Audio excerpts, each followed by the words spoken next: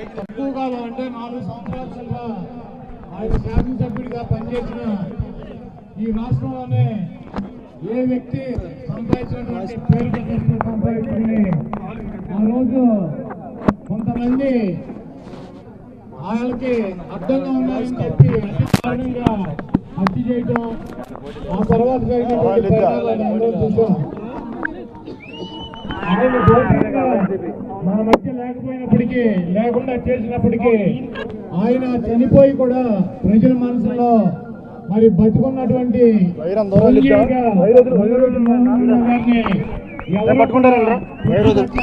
పరిస్థితి ఈ రాష్ట్రంలో ఉంది.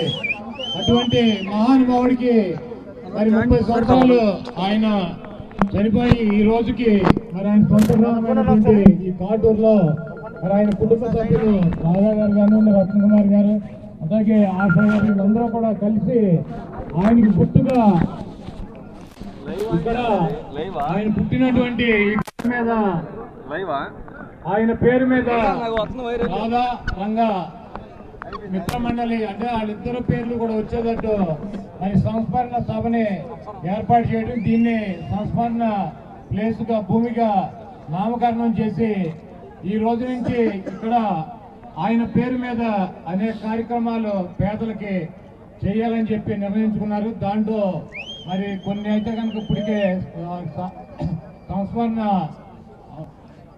స్తూపం స్థాపించి ఇక్కడ పేదల కోసం కొన్ని ట్రస్ట్ ద్వారా కొన్ని కార్యక్రమాలు చేయాలని చెప్పి బాధ్యతలు కూడా రాధాబాబు చెప్తారు. ఏదేమైనప్పటికీ ఇటువంటి గొప్ప నాయకుడి కార్యక్రమంలో పాల్గొనేటువంటి అవకాశం కల్పించినటువంటి రాధాబాబుకి అందరికి కూడా ఇక్కడ విచ్చేసి కార్యక్రమాన్ని జయప్రదం చేసినటువంటి ప్రతి ఒక్కరికి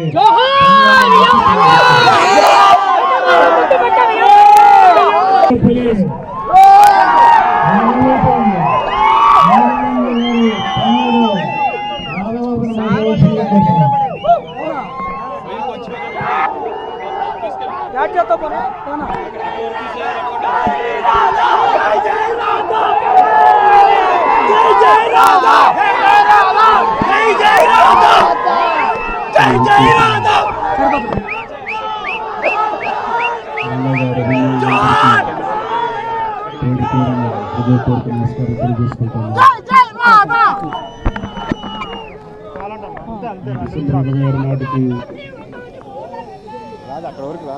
30 సంవత్సరాలు అవుతుంది రంగా గారి కలిపి 10 సంవత్సరాల వయసులో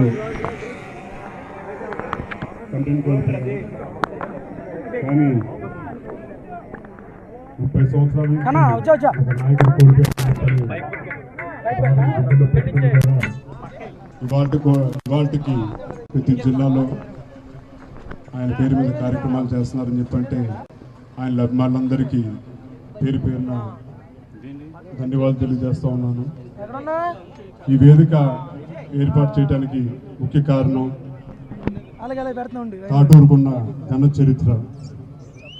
కమ్యూనిస్టులు కానీ, దాని తర్వాత రాధా గారు కానీ, రంగా గారు కానీ ఇక్కడి నుంచి వచ్చి ఆయన సొంత ఊరిలో ఏదో ఒకటి స్థాపించాలని చెప్పని ఒక కులం, ఒక మతం, ఒక పార్టీకి అనేది కాకుండా ఆయన నమ్ముకున్న ప్రతి ఒక్కరికి కూడా మన చేయగలంత వరకు సహాయం చేయాలని చెప్పని ఒక సంకల్పంతో కొన్ని ఆలోచనలు చెప్పిన తర్వాత పెద్దలు మన నాని గారు కూడా కొన్ని చెప్పారు. ఏం చేద్దాం వృద్ధాశ్రమం అని చెప్పి కొన్ని చెప్పారు.